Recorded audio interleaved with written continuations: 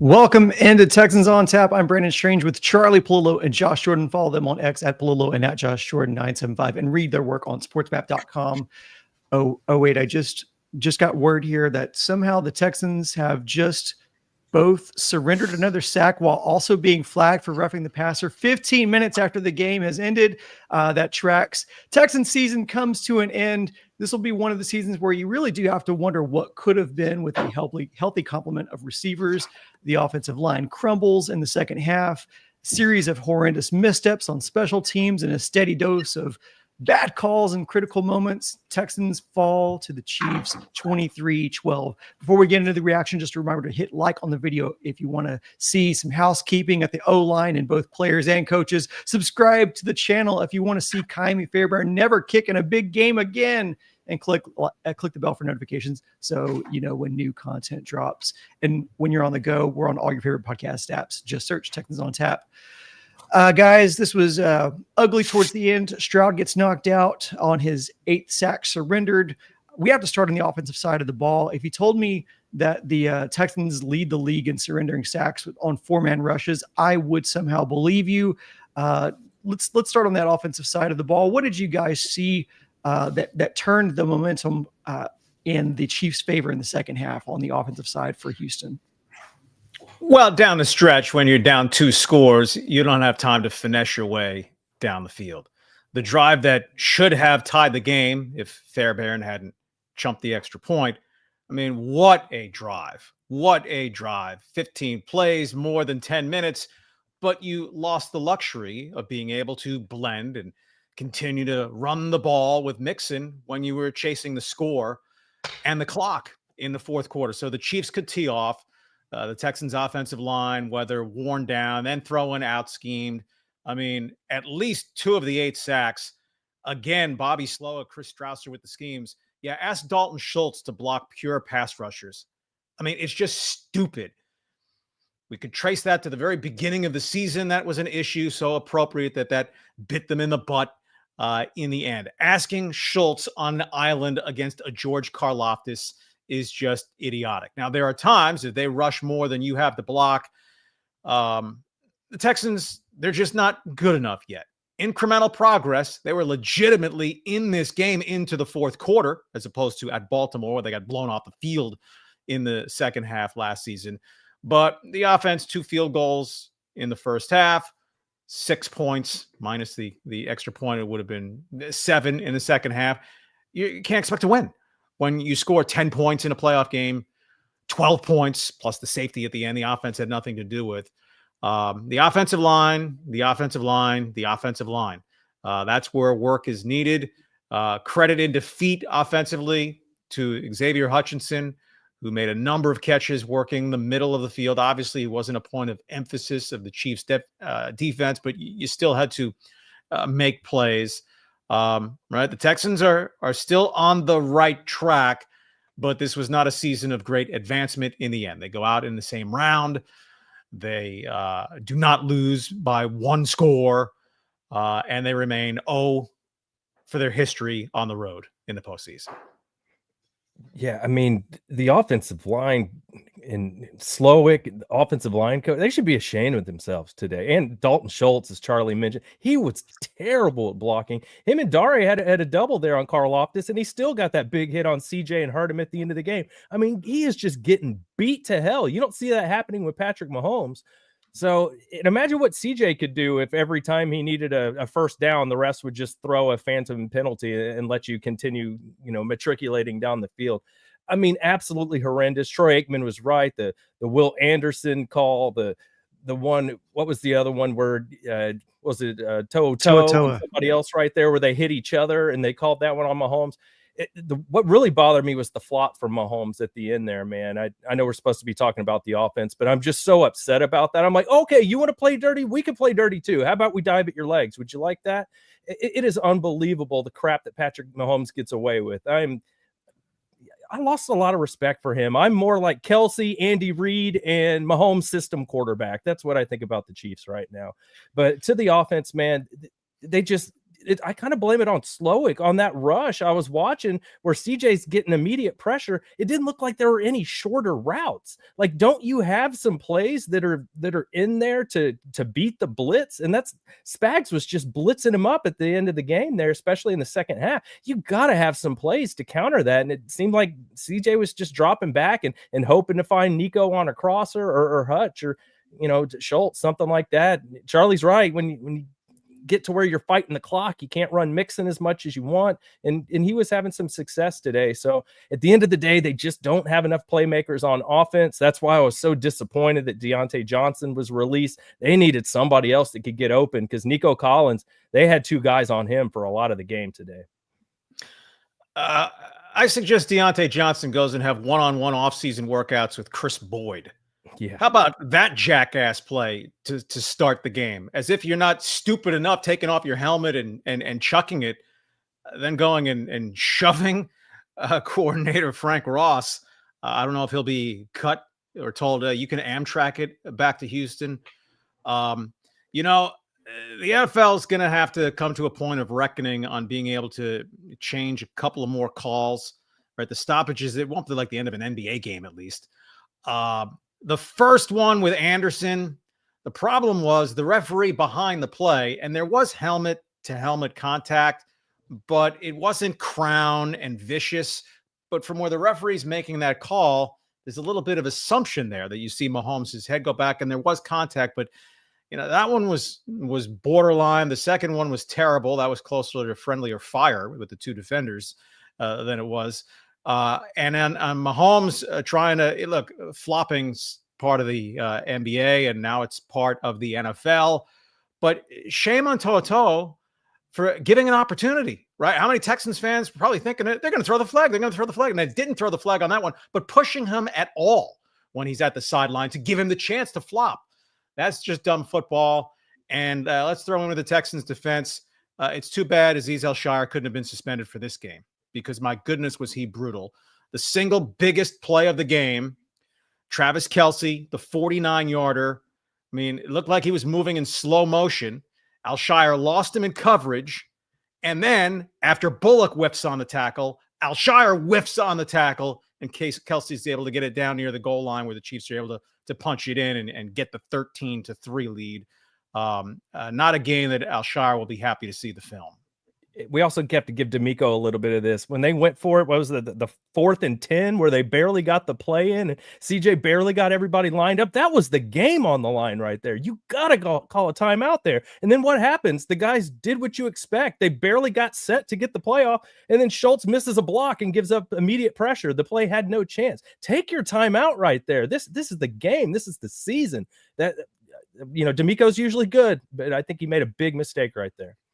I didn't mind going for it on 4th and 10, where if you punt, it's not like Tommy Rockets has been great this season. And of course, he shanked one in this game, where if you felt, he'll definitely pin them inside the 10 and play the field position game.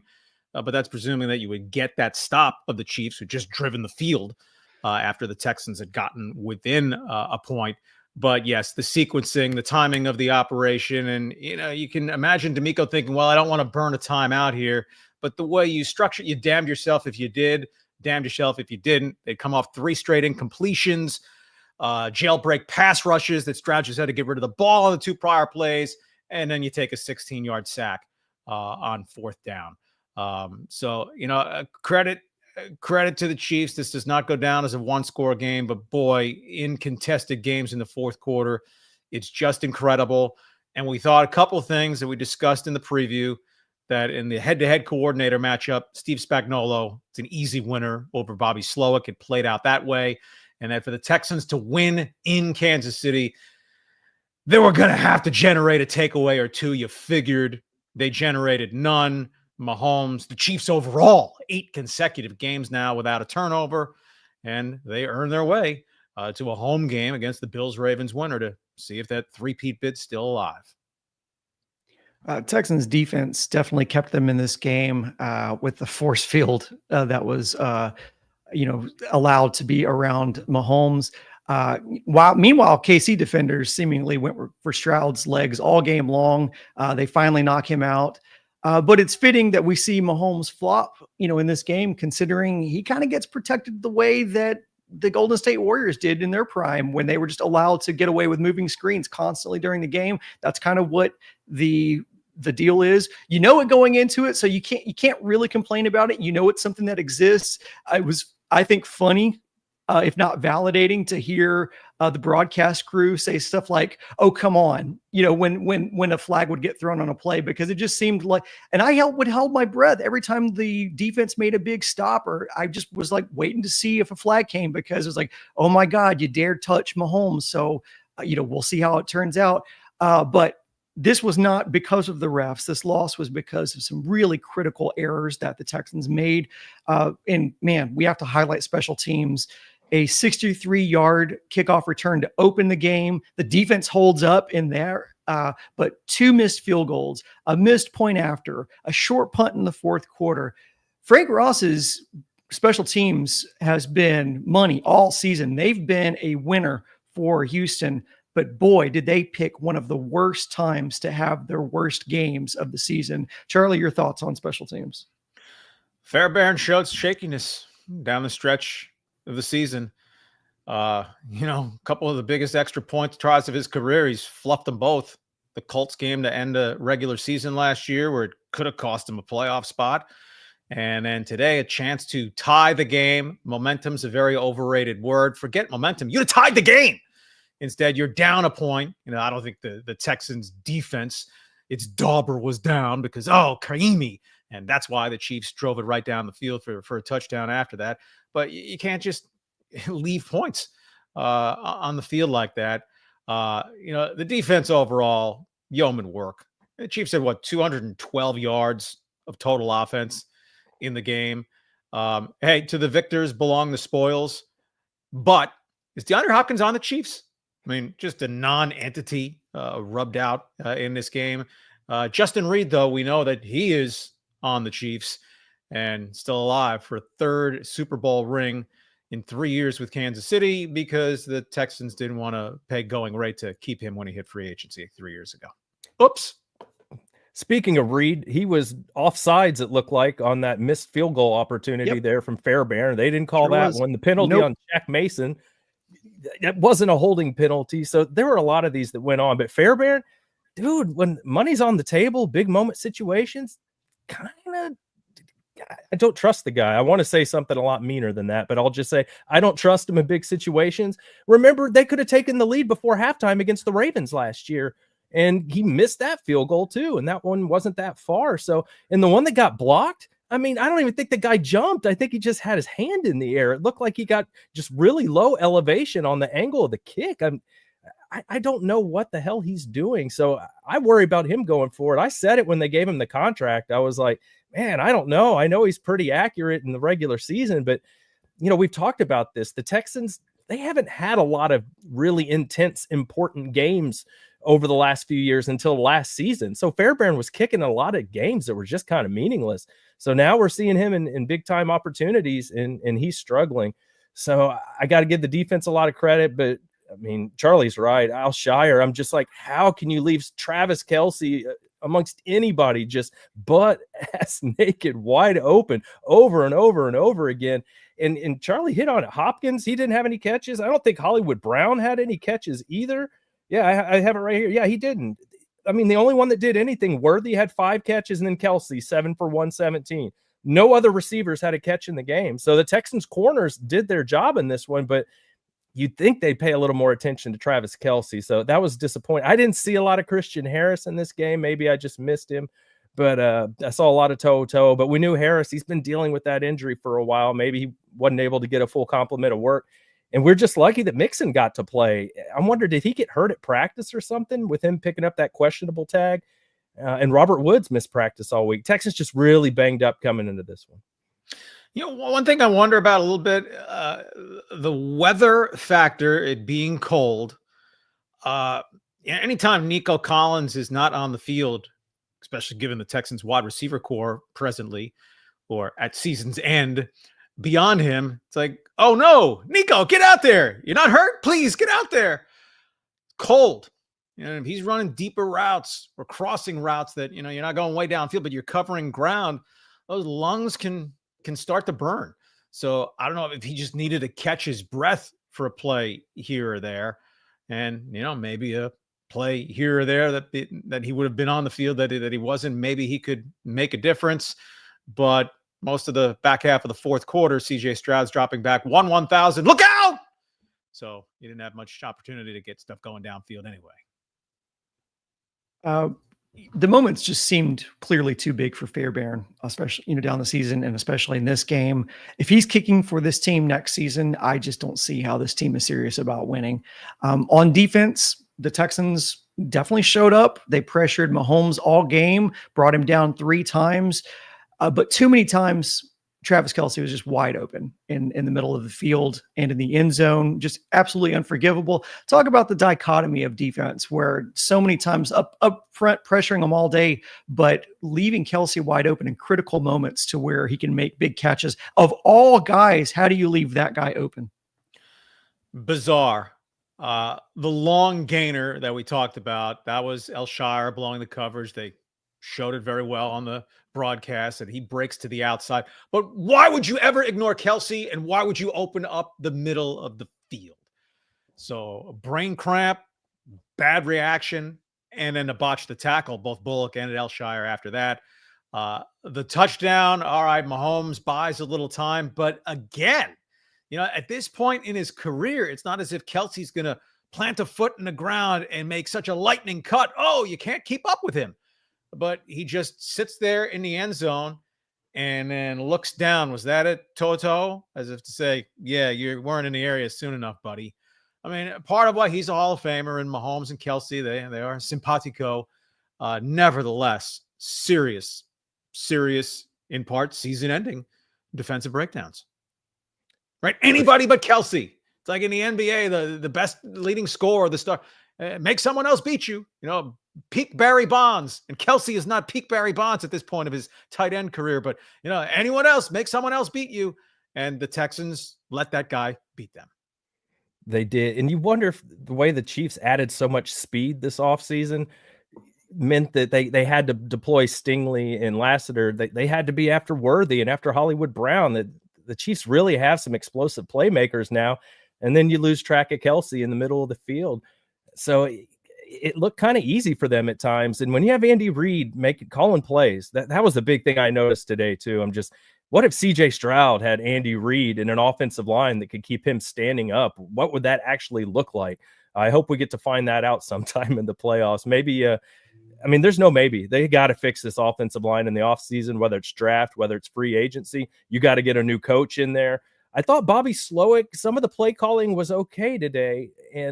But at the same time, if you can't protect your quarterback, it's a fail. And we knew that the Texans were coming into this game with a bad offensive line, questionable scheming on offense, ineffective run blocking, ineffective pass protection, down 2 wide receivers. But Houston keeps this game close. Now, there are no moral victories in the NFL. A loss is a loss. You get sent home in the second round again. But does this game show at least that this team can hang with the upper echelon of teams, and with some strategic overhauls in the right place, that this team can be in that A tier of teams in the NFL that can be a real contender? They're still tracking well, and they still have a little time on the clock with CJ Stroud, very cheap. So, don't get caught. Hey, we won the division. The division stinks. That's not a sign of you're one of the 4 best teams in the AFC because you won one of the 4 divisions. Are they going to need Mahomes and the Chiefs to age out? And Josh Allen's 28. Lamar Jackson's 27. So I don't think the Bills and Ravens are going away anytime soon. The Texans are a good team. They're not a great team. This Chiefs team did not blow many teams out during the course of the year, but they are a championship team time and time and time again, and they hope for a 4th time within the next month. But if the Texans had managed to steal, I thought this was their best chance for a road win. If they were going to win on the road in the playoffs, it would have been this game. as opposed to at Buffalo, Baltimore, if they'd gotten to the AFC Championship game. So they're more have than have not, but they still don't run with the biggest dogs. I think with CJ, he can do it. I think you have the answer at quarterback. You just need to protect him better, some better schemes. And we talked about it. You got to get more talent at receiver. But yeah, Brandon, they were hanging in this game. And if it wasn't for, a play here, a play there, a penalty here or there, it could have been a lot closer. But that's why I predicted the Chiefs to win by 10, was because when I went back and watched Texans Browns before I picked the Chargers game last week, I was like, I think the Texans could do this again. I think the defense can really step up and offense can do enough. I think they can beat the Chargers. And I got that right. But when I went back and rewatched Texans Chiefs from a few weeks ago, I was just like, there's just too many playmakers on the Chiefs, and there's the play calling's too good. I couldn't see how a depleted Texans team with basically Nico Collins and Joe Mixon and not much else could come out and do it. I thought Hutchinson played a little better than I expected today. It was a shame that, John Mechie only had a couple catches. They need another explosive player like a Tank Dell, but they just don't have that right now. I'll be curious to see what they do. I expect Diggs will leave in the offseason. I wonder how they're going to fill that void. They got to get some more talent, but they also have to fix the O-line. So we'll see which they prioritize. Yeah, the defense is there. This can be a Super Bowl defensive team. Danielle Hunter's under contract for one more year. Will Anderson's a blossoming presumptive superstar. If we were having a draft of corner tandems, Stingley Lassiter would be a candidate to go at the top of that draft. Kalen Bullock has a little work to do, but a 5-interception rookie season, a good young player it's about the offense. They scored 10 points in the playoffs last year. They scored 12 points in the playoffs this year. In most of their heavyweight opponent games, the offense was not good enough. And so the O-line and then the scheming where, it's closer on the margins against more elite competition. If you get out coached, that can be the difference. And, Slowick versus Spagnuolo, you're going to probably get out coached as well as outperformed in the trenches. And that's a hurdle they're going to have to clear. But it's not scaling Mount Everest at this point. At least they're on the mountain with climbability, if that's a word. Yeah, it all starts with the quarterback, and they have their quarterback, and you just need to be able to build around him. They clearly do not have the tools to protect him at this point, or even establish a run game consistently to where you can play off of that. Guys, give me your final thoughts on this game and this playoff run before we're out the door. Honorable in defeat this year, I guess, as opposed to last year getting blown off the field in the second half at Baltimore. So I think if you're a Texans fan, optimism is warranted. It's relatively easy to go from bad to mediocre to pretty good. The step to true excellence is the toughest one to take. And that's the challenge that's down there for the Caserio-Ryans regime. I think after watching Kelsey the last few years and how he steps it up in the playoffs, CJ Stroud needs, I know you're not going to get a Hall of Famer like Travis Kelsey, but could you get a really Bowers from the Raiders could, invest in a really top quality tight end? I think that CJ needs another counter because a lot of times they'll take away your receivers. You saw Nico Collins getting bracketed all day today. So, and he still had a decent game, but it wasn't great. It wasn't enough. So I'd like to see a really athletic, talented tight end, preferably one that can block a little bit too. I know those guys are kind of unicorns. They're hard to find. That's why you typically have to draft them pretty high. But there are some of these young ones in the league that are really showing something. Maybe that's where they look in the draft, because Dalton Schultz, he's okay. But there's a reason why the Cowboys let him left, and they don't really miss him. That's going to be it for this episode of Texans on Tap. We'll be back here on Monday for a season recap, so make sure you subscribe to the channel. And if you're an Astros fan, the three of us host an Astros podcast called Stone Cold Stros on our other channel, Sports Map Houston, so make sure you're following us there. We hope to see you back here on Monday. For Charlie, Josh, I'm Brandon. Until next time, go Texans.